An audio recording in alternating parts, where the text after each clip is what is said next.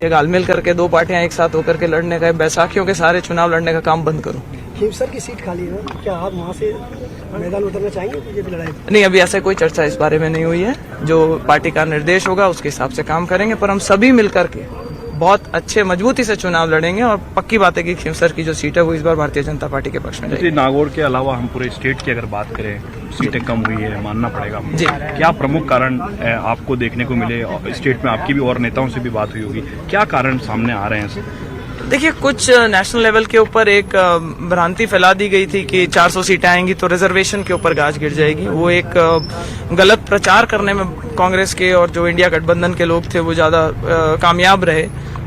लोग बरगलावे में आ गए। मुझे लगता है इसका कहीं ना कहीं छोटा बड़ा नुकसान हुआ है। और उसके अलावा ये होता है कि भारतीय जनता पार्टी पिछले 2 बार से लगातार 25 सीटें राजस्थान में जीतती आई थी। आप सभी जानते हैं कि टॉप पे पहुंचना आसान होता है पर टॉप पे बने रहना थोड़ा मुश्किल होता है।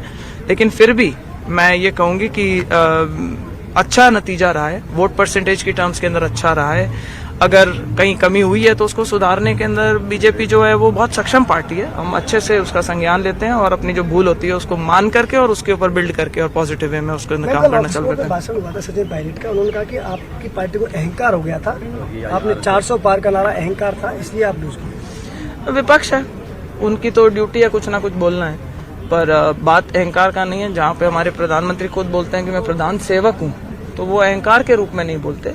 और जो भी उन्होंने आज तक फैसले लेने की बात करी है वो देश के हित में फैसले लेने की बात करी है। तो जब वो 400 बोल रहे थे तो मोदी जी अपने लिए नहीं मांग रहे थे, वो देश को एक सही दिशा में ले जाने के लिए वो उस तरीके का समर्थन चाह रहे थे जनता से। और मुझे बहुत खुशी है इस बात की कि वो तीसरी बार लगातार प्रधानमंत्री बने और मुझे पूरा विश्वास है कि हमारा भारत नई ऊंचाइयां उनके नेतृत्व के अंदर नई ऊंचाइयां छू। आरएसएस भी हमलावर है। ये विपक्ष ने बात नहीं की, ये आरएसएस भी हमलावर है। इंद्रेश कुमार ने भी यही बात कही थी कि तुमको घमंड हो गया था, उनको 241 पर रोक दिया है। आज उसका खंडन भी आया है। अगर आप उस खबर के ऊपर विश्वास कर रहे हैं तो जो आरएसएस की तरफ से खंडन आया उसका भी विश्वास कीजिए। अगर कोई इंडिविजुअल आदमी कुछ बोलता है तो मैं कमेंट नहीं करना चाहूंगी, मैं उनसे ज्यादा परिचित नहीं हूं।